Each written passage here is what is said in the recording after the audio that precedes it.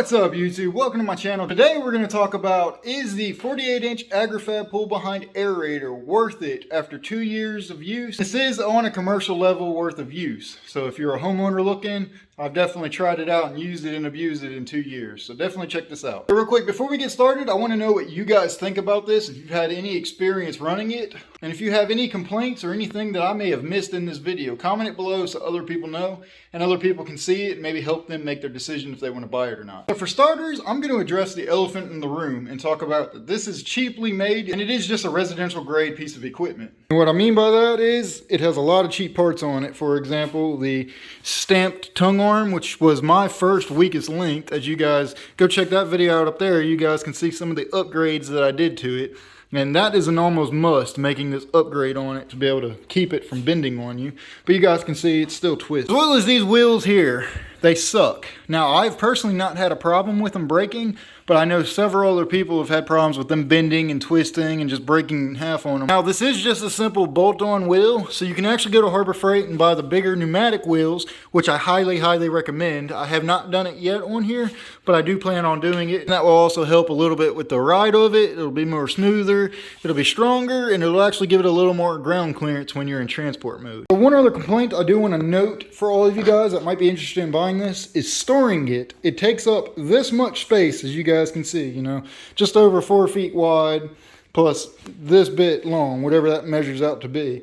It's pretty damn heavy, so it's not like you can hang it on the wall easily. I'm sure you could fabricate something to do it or put it up on a shelf, but again, these tines are sharp and it's pretty heavy, so that's a very big injury waiting to happen. If you have an old shed, you can put this outside or even throw a tarp over it. That's what I recommend doing, unless you just have, you know, a pretty big garage space. But if space is limited on storing it, you're going to run out of room pretty quickly. The other elephant in the room I need to address that a lot of people aren't aware of is this does not work on hard packed and dry ground. What I mean by that is you will not pull cores if it's very hard packed and dry. You've got to have some rain at least, you know, 2 or 3 days prior, or at least just have very soft ground for it to pull cores. You guys know I live out here in the Midwest in wonderful Missouri, and the ground is very hard, very packed, and very rocky. And until we got some rain here recently, it would not pull cores. All it did is just poke little holes in the ground, but not pull the cores. So to me, that's doing more damage than it is helping. So keep that in mind based on where you live. So this clip, I just wanted to show you guys what the aerator looks like while it's in motion. Now this yard was a very ideal yard. As you guys can see, it's very wet. Even the tires on the aerator are sinking into the ground because of how moist the ground is. And you guys can see it actually is working very well, but I did have to put a lot of weight on that aerator. There's actually 160 pounds on that. Now this next clip you guys are about to see is a totally different yard. It's a very harder packed and drier yard. You guys can see the very little cores it pulled. It did pull cores on this yard, but that was a lot of weight on it. So it wasn't quite ideal, but it still worked. So again, just keep that in mind. If it's a dry or hard packed yard, it will not pull cores. Now, as I said, I'm going on my 2 years of using this commercially, so I've used the crap out of it. I have 100% made a lot of money. If you're a homeowner looking at buying this for your own yard, you may only use it once or twice a year and maybe on a neighbor's yard, maybe on a family member's yard. I highly recommend this for you guys. Just keep in mind some of the things that I've said could go wrong with it and has been wrong with it. I'll put a link to this in my description down below. I believe you can buy it for about 250 bucks, maybe a little less, maybe a little more on Amazon. A link in my description for it. For us commercial guys using it, something to know is you can make a lot of money with this very quickly. For example, last year when I bought it, right after I bought it, let's just say I bought it for 200 bucks even. That's 2 yards aerated. You know, you do 10, 15, 20 yards a day doing this, and it's paid for itself very quickly. You guys do some of the modifications that I've done to it to make it a little bit stronger, make it last, and maybe go ahead and upgrade the wheels on it.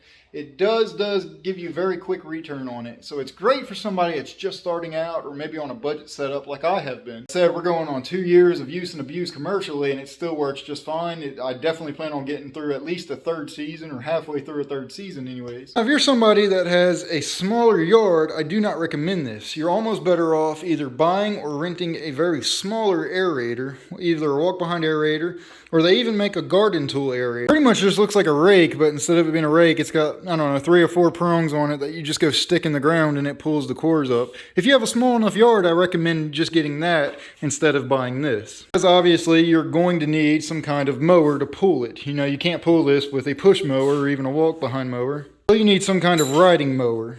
Really get great return on investment as a residential person if you have a larger property. Maybe you have a pasture that you have to keep up with, or an acre or two, something like that. The larger the property, the quicker you're going to get your money's worth out of this, in my opinion, if you're a residential guy and not charging people for it. Even if you are a residential guy, you might be able to charge your neighbor or one of your neighbors or one of your families, like say, hey, 50 bucks or something like that for doing it, and you'll get a little bit of return on it that way. I think it would be pretty well worth it, in my opinion. So I have two big complaints about this on top of everything else I've also said is wrong with it. One of them being that these tines, they get dull very, very quickly. Of course, I did say that I do have very hard packed and rocky ground out here, so they get lots of use and abuse. But just after one season, they really need to be sharpened, and they kind of are a very tedious job on sharpening. Another thing I highly recommend that you guys do if you're interested in buying one of these is find one in a box store that is already put together, and double check it and make sure it's put together right. I'm not very mechanically inclined, but I can't say I'm not mechanically inclined at all, as I can work on, motorcycles and lawnmowers and stuff myself.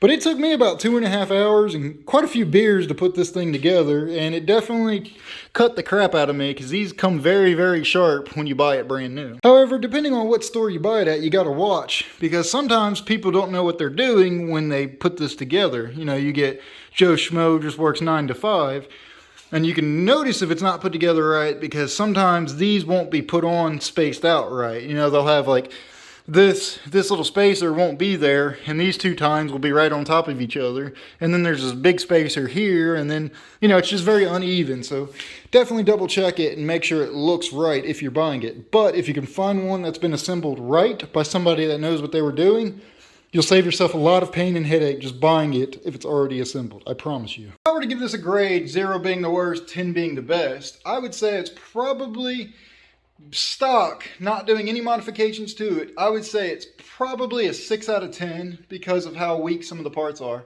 Now, if you guys can take care of it and do a couple of the modifications that I've recommended, I'll give it a 9 out of 10, just because of how quick you can get your money's worth out of it. And it does work pretty well, and it's pretty good bang for your buck, in my opinion. For a commercial guy starting out, I highly recommend this, as it's very good bang for your buck. You get fast return on investment, and honestly, it's great to start with, as you're looking at $1,000 plus when you start talking about the walk-behind aerators or even the stand-on aerators. We're not even going to mention because that gets up there near $10,000 for those.